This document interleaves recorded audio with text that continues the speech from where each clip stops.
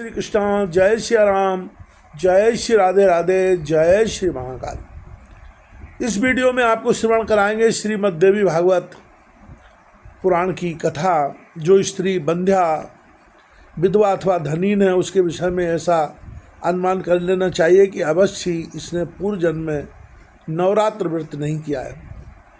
जिसने जगत में आकर उक्त नवरात्र व्रत का पालन नहीं किया, यह कैसे धनी हो सकता है तथा कैसे उसे स्वर्ग में जाकर आनंद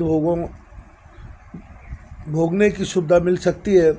जिसने कोमल बिल्व पत्रों में रक्त चंदन लगाकर उनसे भवानी की पूजा की है, वही पृथ्वी पर राजा होता है। भगवती कल्याण स्वरूपी हैं, इनका कभी जन्म मरण नहीं होता। दुख दूर करने में ये सदा तत्पर रहती हैं। सिद्धि प्रदान करने वाली ये देवी जगत में सबसे श्रेष्ठ है।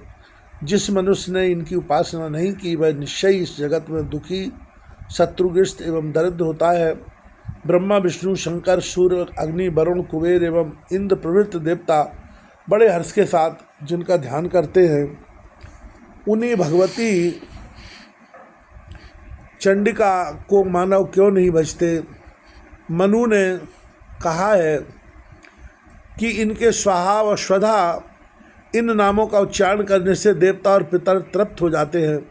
इसी से श्रेष्ठ मुनिगण संपूर्ण यज्ञों में हर्षपूर्वक मंत्रों के साथ इसका प्रयोग करते हैं। जिनकी इच्छा से ब्रह्मा इस जगत की सृष्टि करते हैं, विष्णु अनेक अवतार धारण करके पालन करते हैं तथा शंकर संहार करने में तत्पर होते हैं।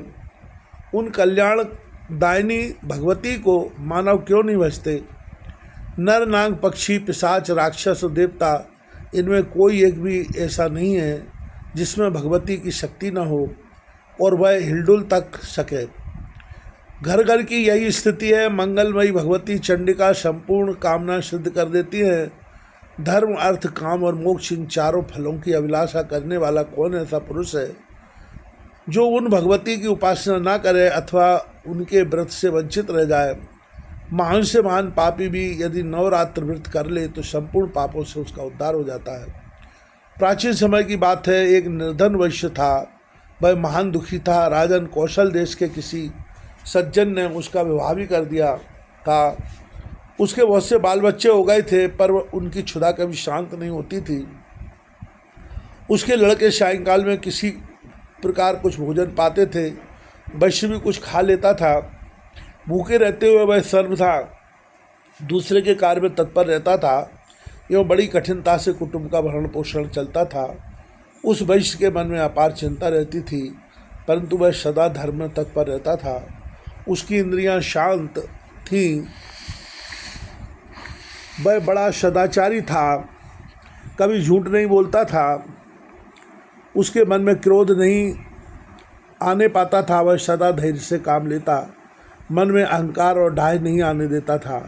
देवताओं, पितरों और अतिथियों की पूजा करने के पश्चात अपने आश्रित जनों को खिलाकर तब स्वयं कुछ भोजन करता था। यह उस वैश्य के प्रतिदिन का नियम था। एवं उसका समय व्यतीत हो रहा था। उत्तम गुणों के कारण उसका नाम भी सुशील रख दिया गया था।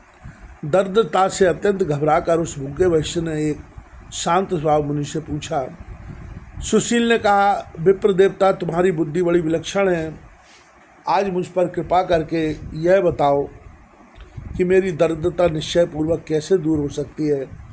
मानद मुझे धन की इच्छा नहीं है। मैं खूब संपन्न हो जाऊं यह नहीं चाहता। मैं दुष्बर, तुमसे पूछने का मेरा अभिप्राय इतना ही है कि कुटुंब का भरण पोषण करने की शक्ति मुझ में आ जाए।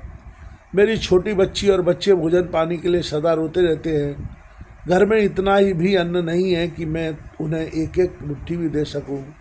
रोते हुए मेरे बालक घर से निकल गए। मैंने उन्हें त्याग दिया है।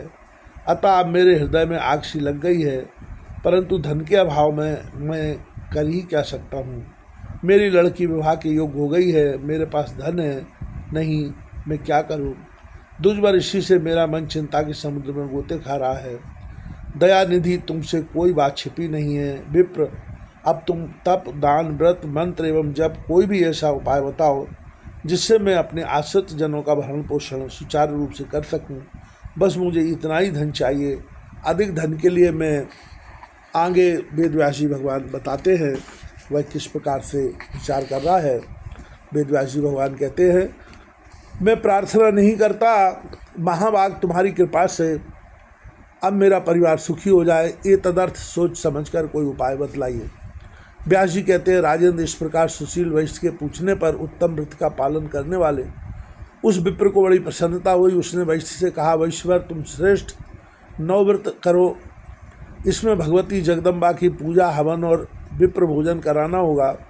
वेद का पारायण, भगवती के मंत्र का जप और होमादि सभी कार्य होते हैं, किंतु इस समय तुम अपनी शक्ति के अनुसार कार्य करो, तुम्हारा कार्य अवश्य सिद्ध होगा। वैश्य जगत में इससे बढ़कर दूसरा कोई व्रत नहीं है। इस परम पावन सुखदायी व्रत को नवरात्र व्रत कहते हैं। इस व्रत के सर्वथा पालन करने से ज्ञान और मोक्ष सुलभ हो जाते हैं, सुख और संतान की वृद्धि होती है तथा शत्रु के पैर नहीं टिक सकते। भगवान राम राज्य से च्युत हो गए थे, उन्हें सती सीता का वियोग हो गया था। उस समय किष्किंधा में उन्होंने यह व्रत किया था। उस अवसर पर सीता के विरह से भगवान राम अत्यंत संतप्त होते थे। उन्होंने नवरात्र व्रत करके भगवती जगदम्बा की विधिवत उपासना की। तब उन्हें जनक नंदिनी सीता प्राप्त हुई। उन्होंने विशाल समुद्र पर पुल बांधा। महाबली रावण और कुंभकर्ण मारे गए। रावण कुमार मेघनाथ की जीवन लीला समाप्त हुई। विभीषण को उन्होंने लंका का राजा बनाया। इसके पश्चात अयोध्या में आकर निष्कंटक राज्य भोगा। वैश्वर अमित तेजस्वी भगवान श्री राम को धरातल पर इस प्रकार की सुख सुविधा इस नवरात्र से प्रारंभ से सुलभ हुई थी। व्यास जी कहते हैं, राजन विप्र की यह बात सुनकर उस वैश्य ने उसे अपना गुरु बना लिया। साथ ही मायाबीज नामक भुवनेश्वरी मंत्र की उससे दीक्षा ले ली। फिर नवरात्र व्रत करके संयम पूर्वक उत्तम भक्ति के साथ उसने जप आरंभ कर दिया। अनेकों प्रकार के सामान यथाशक्ति एकत्रित करके उनसे उसने भवानी को आदरपूर्वक पूजा की। 9 वर्षों के प्रत्येक नवरात्र में भगवती के मायाबीज मंत्र का वह जप करता रहा। 90 वर्ष के नवरात्र में अंतिम अष्टमी के दिन आधी रात के समय भगवती प्रकट हुई और उन्होंने उस वैश्य को अपने दर्शन दिए, साथ ही विविध प्रकार के वर देकर उसे कृतकृत्य कर दिया।